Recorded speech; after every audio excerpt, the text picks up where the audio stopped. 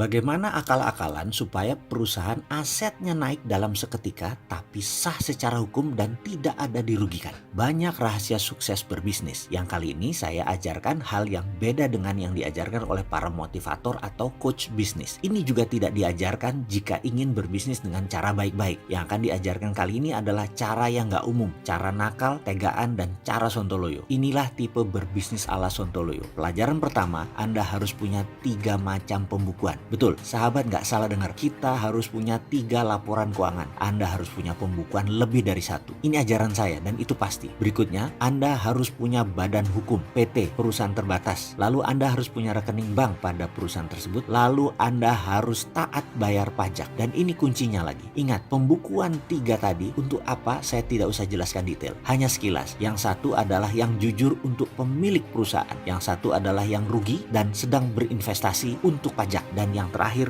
bagus untuk investor. Bagaimana mengkombinasikannya agar sah baik di mata pajak dan negara, baik di mata investor dan baik di mata pemilik. Disinilah video ini bertujuan. Nanti kita akan sampai di sana setelah pelajaran berikutnya tentang membuat holding. Jadi pelajarannya tentang holding dulu. Holding bisa diciptakan di awal dengan membangun anak usaha atau beberapa perusahaan bergabung menciptakan holding. Saya lebih suka yang kedua karena itu lebih mudah ngakali bank. Saya coba menjelaskan cara membuat holding. Misalnya si A memiliki usaha dengan nilai aset 100, B mempunyai usaha dengan nilai aset sama juga 100, C memiliki bidang usaha yang sama juga nilainya 100. Ketiganya sepakat membuat holding PT ABC. Masing-masing menyerahkan 100 ke PT ABC. Jadi PT Holding ABC nilainya 300 sekarang. Ini adalah akuisisi 100% ke holding. Pembukuan di PT A, Anda memang sudah memiliki 100. Di pembukuan PT ABC, si A juga memiliki 100 atas aset tersebut. Betul, begitu melihatnya ya. Jadi di pembukuan yang berbeda tadi, A asetnya kalau dijumlahkan menjadi 200. Dari PT A 100, dari PT ABC 100. Walaupun aset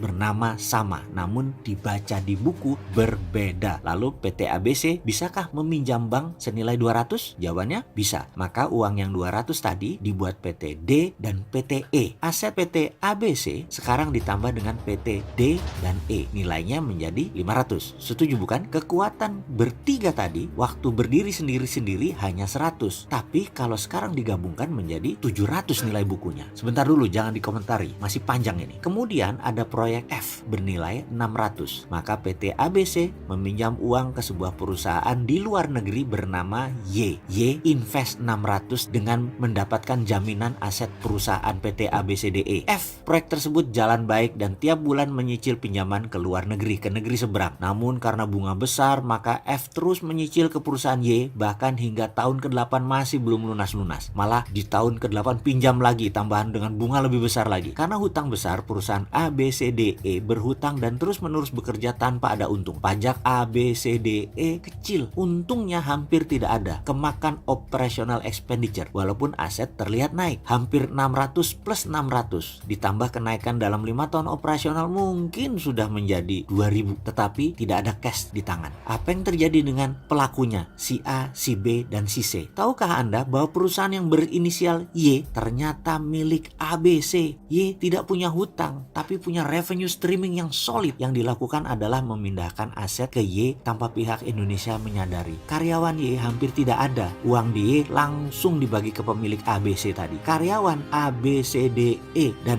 F semua hidup biasa saja yang di Indonesia itu. Perusahaannya pas-pasan aja. Negara ya dapatnya sedikit lah dari pajak. ABC si individu melakukan transfer pembukuan. ABC hidup sangat layak dan kaya raya. Asetnya ada di ABCDE plus F plus Y. Ya begitulah sisi kecil apa yang seorang Sontoloyo lakukan selama 25 tahun berbisnis. Masih belum ada apa-apanya dibanding yang lain dan masih banyak lagi jurus yang disembunyikan. Kalau sudah berani begini dibuka tujuannya satu, artinya Sontoloyo tidak main kayak beginian lagi. Anggap saja ini sebagai magic reveal, membuka tabir teknik sulap agar pesulap menciptakan ilmu baru lagi. Dan kasihan bagi pesulap junior menjadi garing karena ketahuan semua triknya. Begitu juga dunia bisnis akal-akalan. Kita sudah punya trik baru. Maaf ya.